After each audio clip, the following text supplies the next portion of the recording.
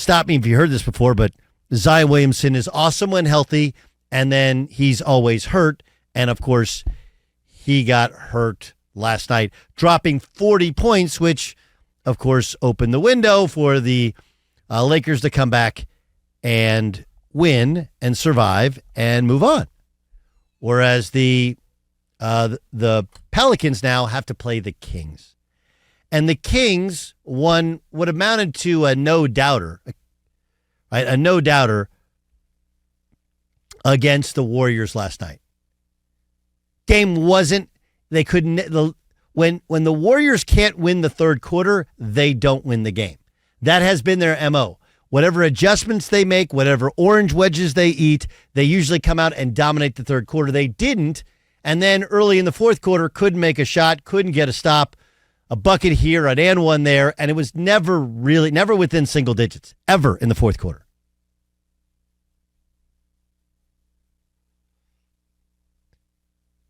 And I agree with the sentiments of Charles Barkley.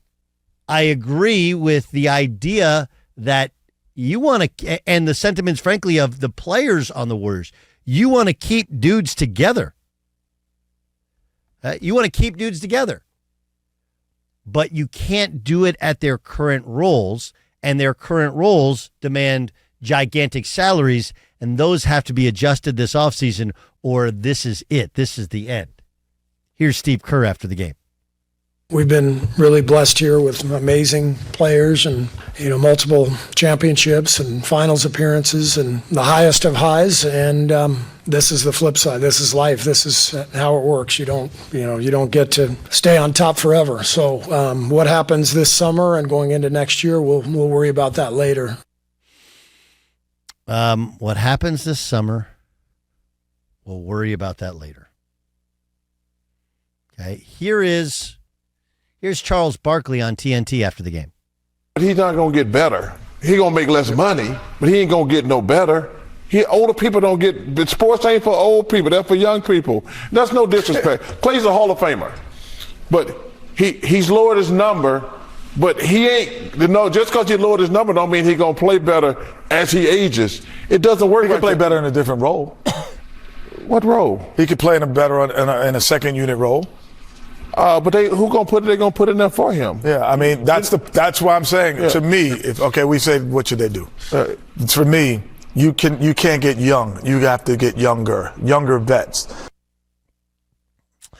Yeah, I mean, look, if we go through the downfall of the Warriors, right? We go through the downfall of the Warriors. There's actually similarities there to the Boston Celtics in the 80s, right? 80s and in the 90s. Remember, the Boston Celtics, they had two players who could have elongated their franchise's historical success in the 80s. First was Len Bias, who died a day after being drafted. The other one was Reggie Lewis, who died after playing and being an all-star for the Celtics. And then you had Larry Bird's bad back. And obviously the rise of Michael Jordan and the Bulls and all the other competitors in the East. But the reality is, had they had Len Bias, or if Reggie Lewis had lived, who knows what their franchise would be like. They haven't had anybody die, but they had James Weissman, who they drafted and couldn't figure out how to develop, and then they end up shipping him off. And then, of course, you had Jordan Poole, who was an all-star level talent, but because of all the other stuff that took place with the punch from Draymond Green, that killed last season, killed Jordan Poole. They had to get rid of him. And what they brought back in return did not, it's given them cap relief in the future, but didn't give them a chance to really win. So, look, Steph Curry's making $52, $55, $59 million. That's not changing. He's got 2 years left. They're not shipping him anywhere. He's not going anywhere. Andrew Wiggins is under contract. Draymond Green's under contract, but Draymond's deal, people see it as movable. The big question is, what do you do What do you do with Klay Thompson, who's making $43 million this year? Klay Thompson can still play. He'd have to be your fourth or fifth or maybe even sixth best offensive player. He can still guard people. He can still make shots. You can't depend upon him to give you 20 in a game like that because you see the bad Klay Thompson happens more often than not. But the writing is all over the walls.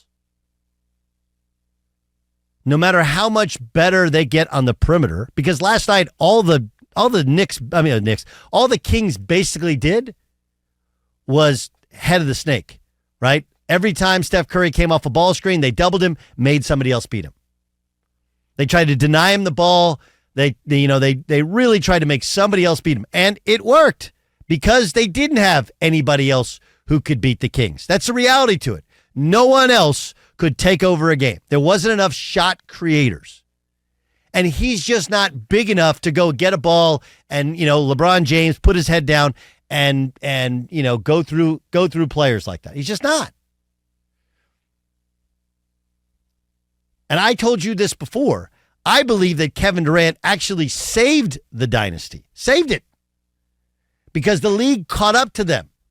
What they were doing, which was unique and was special. Everybody else started kind of copying it.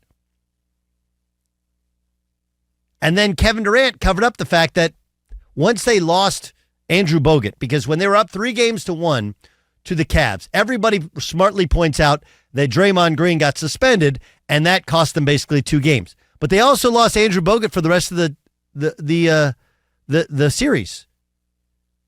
I don't think Bogut ever played. He came back for a little bit a couple years later, but ever played for the Warriors ever again. They've never had a quality. They had Zaza Pachulia right after that. They've never had a quality big guy like that who could handle pass, set screens, shoot a little bit. So they've never filled that void at center. Obviously, Klay's injuries as well as age has worn him down. Draymond has never figured out how to consistently make shots on offense. Plus, all of the other nonsense, which used to be kind of clever and it kind of wore on people and it's become constant suspension worthy. And what we have to be real about, what we have to be honest about is it's not like the Warriors lost in the Western Conference Finals 2 years in a row.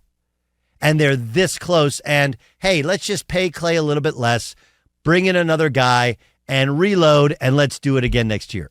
They finished in 10th place and lost by double digits to the Kings, who didn't have one of their best players in a Malik Monk.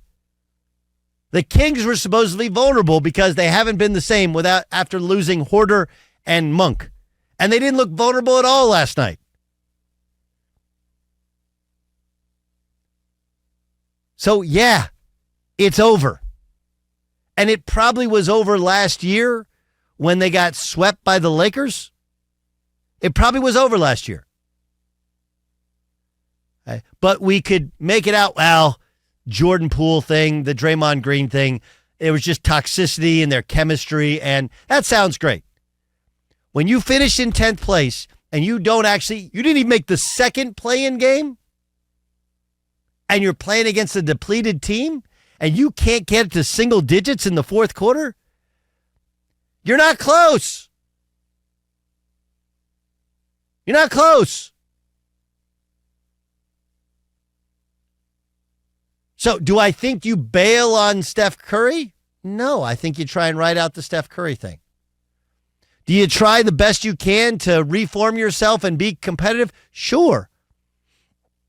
But if you think they're close, if you think this run isn't over, I don't know what you're paying attention to. You know? And this is a feelings above facts sort of thing. Draymond Green's been an awesome player. And I don't think he's easy to replace. He may be irreplaceable. But is he really bringing you value right now if you're the Warriors? There's a 50-50 shot with every time he takes the floor, whether or not he's going to get ejected, and if he gets ejected, going to get suspended. Is that about right? Is that about fair? If you watch a Warriors game? Okay, so He's supposedly a superstar who can't score, doesn't give you nearly the advantage that he used to. I still think he's a hell of a player. I'm not telling you he stinks, but people have sort of figured him out some. Okay? Still a brilliant defensive player, a tremendous passer, but we're in a sport that values the ability to shoot the basketball, and he can't shoot. And every game he takes the floor, there's like a 50-50 shot he's going to get ejected. If he gets ejected, he gets suspended, right? Then you got Klay Thompson, who I love. Awesome player. Dude, he played for my dad in AAU.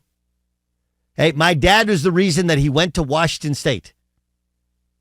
All facts. Right?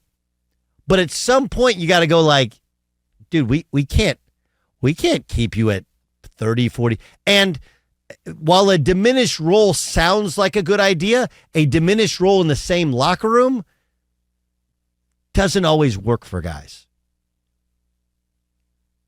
Right? You mean to tell me you go to the same locker room and all the stuff that used to be clever, riding a bike to work and taking a boat to work and all of Klay's different idiosyncrasies. When you're a bench player or if you're the fifth starter, everything's different. It's really hard to sit there and you're still wearing a Warriors jersey and Steph's still doing Steph stuff. And wait, I'm going to sit now? And I do agree. There is a world where you move him, you bring in another dynamic scorer, you bring in a big guy, and he's better off. He can still be a starting player. He's still a good player. I was texting with NBA guys like, dude, he's not washed. He can still play.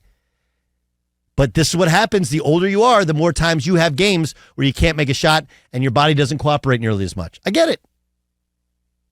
But that's really hard to do. No one talked about this last night. It's hard to do in the same locker room. I want you to think about that in your job. Imagine in my job, if you start working backwards, it's hard to be in the same place and have a diminished role. Right? Vance Joseph with the Denver Broncos is a great example. He was the head coach of the Broncos. He goes away, he comes back as their defensive coordinator. That's just weird. Now imagine if you're a player. So is there a part of me that says, hey, get all the juice out of that orange you can? The Warriors could still make a little bit of a run. But the reality is you cut away the feelings. You cut away the infatuation with how they played, with how much fun they are to watch, how much they've changed basketball, how easy Steve Kerr is to watch coach. Right? A dude who had never blown a whistle a day in his life becomes the most successful coach in the last decade in the NBA. A sport-changing player like Steph Curry. Frankly, a sport-changing player like Draymond Green. Right? Draymond Green became a 6'6" center who you could win a championship with. Right? An unbelievable shooting weapon. And you just sit there and go like, hey, I get it all.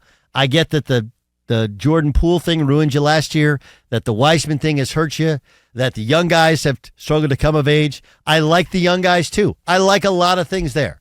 But the dynasty, that's over. You were the 10th seed, okay? And you lost to the Kings, who didn't have two of their best players, two of their rotation guys, one starter, one rotation guy.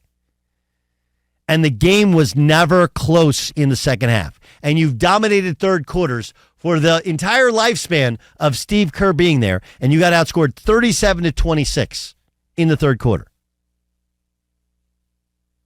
What are we doing here? All right. This is they got a somebody should have a DNR on the Warriors. All right. Like, it sucks to have a DNR. But sometimes you're in a better place. Right? Let Klay go to the Lakers. Play for the team his dad broadcast from. Trade Draymond Green away. But whatever you do, don't act like this dynasty is still going. It's over. It was over previously, but when you're the 10th seed, you lose to a 9th seed the game's not competitive in the second half, and they're injury riddled, what are we doing? What are you chasing?